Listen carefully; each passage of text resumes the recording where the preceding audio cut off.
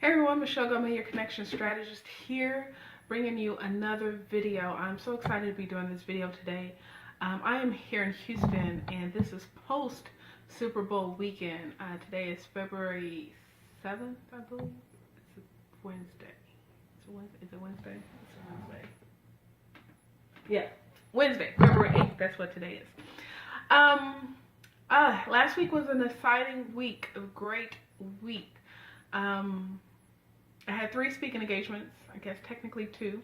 I spoke at Prairie A&M University. I spoke there on Monday and Wednesday evening, and I spoke at Texas Southern University on Wednesday morning. So yes, double duty in one day. Prairie I really like what they decided to do. They have a professional development class led by Lawrence McNeil, and I came in and did a LinkedIn seminar. Really focused on, I want to say, the technical aspects of LinkedIn, as far as the why and how to of creating a great LinkedIn profile. So I was there Monday and Wednesday, and then the following Monday they had a career fair. So I really liked the timing, the organization that they had of having speakers come in, me coming in for the LinkedIn piece, helping them be like, hey, when you meet these recruiters, get their business card and ask if you can follow up, connect with them on LinkedIn. And if you do that, one, not too many people are asking that question, but 2, if you have a complete all-star 100% complete profile, that definitely speaks volumes as a college student. And then it's also an easier way to keep in contact with people, manage those contacts, and even if they don't have anything for you now, at least that's one recruiter, one person from that company that hopefully you can follow up within the next year or 2, whether it's an internship or actual job opportunity. On Monday, I spoke to juniors and seniors, so I think it was a very timely piece for them as they're exiting out the door. What do they need in tying up? And some of them I thought were very far ahead of the game. One young lady, she already had an internship with PwC that she's been pretty much doing for the past, I believe, 2 to 3 years. And a couple of her other classmates also had internships or working experience with other accounting firms. So I felt like the class was very interesting, a lot of great questions. Some of them were more interested in entrepreneurship, so that always gets me excited. But it was a great class. And on Wednesday, when I spoke at PV again, that was for the freshmen and sophomores. And it was also a good class when it comes to me showcasing the value of why they need LinkedIn and how they can get ahead of the game. Instead of just being right there, how can they get ahead? Especially if they were sophomore looking for that first internship, and once again how they can manage navigating the maze with the career fair that they had coming up. So great events. I look forward to continue to do work with PV. It was my 2nd engagement, so it's literally been 1 complete year, 2 engagements with them, and I would love to pretty much keep this contract going, because I love giving back. I think it's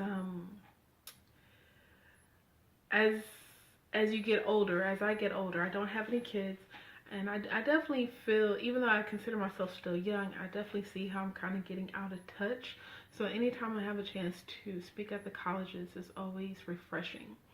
At Texas Southern, I spoke on social media. The title was Virtual Presence and Career Moves, and we talked about this is really important.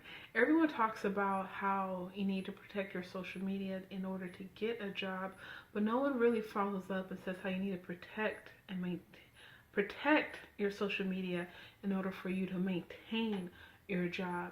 And the students I spoke to were from freshmen to seniors. And last week I gave them an example of how this guy was an attorney here in Houston, and he went off on some waitress at a restaurant and thought he was all high and mighty, and the thing went viral, and people were tagging his company we're tagging the law firm on how his employer needs to take action on his behavior. And next thing you know, they took down the gentleman's face from their website. Now, I can't say if he was fired or not, but this speaks volumes on, one, obviously how you can't treat people, and now the way you do treat people, especially if it's bad, it has the power to go viral. And who knows what that can spiral down to when it comes to your livelihood, right? So many things. So I really put some emphasis on that. Of course you're having fun right now, but don't do anything, don't post anything, especially these videos. Don't capture anything that you're not going to feel comfortable and confident of taking ownership with, whether it's in front of an employer regarding an internship, or maybe 3, 4, 5 years from now when you feel like you have this career, you're having a good time, you decide to go on vacation, and you spaz out on somebody. So that was interesting, but I really liked it because it hit home, and it wasn't necessarily step 1, 2, 3, but it was relevant stories and discussions that we were able to have over that topic. So that was PVTSU. Also, once again, just giving back to the community in a different form by speaking at the colleges. Superbowl was here. I decided to drive Uber. I was thinking, like, what can I do to make some extra money? Really wasn't feeling the whole party thing. I had an opportunity to at least look into some events. I got a list, itinerary of things I could have selected from. I chose not to network, right? I don't know. I think a lot of things come along with that. Definitely inflation when it comes to parking, admission, and certain things. And I didn't prepare for it. I really didn't prepare for it. And I'm spending a lot of money right now because my brother's wedding is coming up. And I was like, I need to find ways to make some money. So it was interesting. I don't know if I mentioned this before, but I actually went through the volunteer process with the Super Bowl to volunteer, and then I backed out on the last minute. So there was different opportunities in order for me to enjoy the Super Bowl, but for whatever reason, I chose otherwise. But Houston, it was a great time here. I met a lot of people via Uber and even outside of Uber, and yeah, it was just a really, really good time. Last week was a good week. As I'm in the middle of this week, I just got off the phone with a potential new client, so we'll see how that's going. It's been really interesting. The past 3 weeks, I've gotten semi-random phone calls, but people have been reaching out to me, commending me on what I'm doing, my branding, my platform, and everything, and that means a lot to me because I've had a lot of good days recently, but these phone calls are the memories that I need to keep pushing, right? Pushing and praying and pushing in order for me to move forward. And I'm still wondering, like, I'm still asking myself, what can I do better? What can I do more? I need to do more. What is it? And lots of times when I do get those phone calls from those people, it's like, Michelle, you're on track. You're okay. It's a confirmation, but I know I can't stop there. So special shout out to Brian, Delana, Crystal, Natasha, people that continue to share my stuff on social media. You are appreciated. Oh, and if you have not, please check out my podcast, Networking with Michelle. The past 2 weeks have been great interviews. I interviewed J. Kelly Hoey. She has a new book called Build Your Dream Network. Amazing interview. I learned so much from her. And obviously we're speaking the same language, but man, I'm telling you, her perspective on networking is beyond me, right? And I absolutely loved having the conversation with her. Beautiful interview. Before that, I had a good interview with Isom Quaid, a good friend of mine, founder of I Wonder Group, and we talked about the progress of change, right? The progress of change. Great interview. He was dropping several nuggets, talking about work-life balance, how to create a team, how to build and manage a team.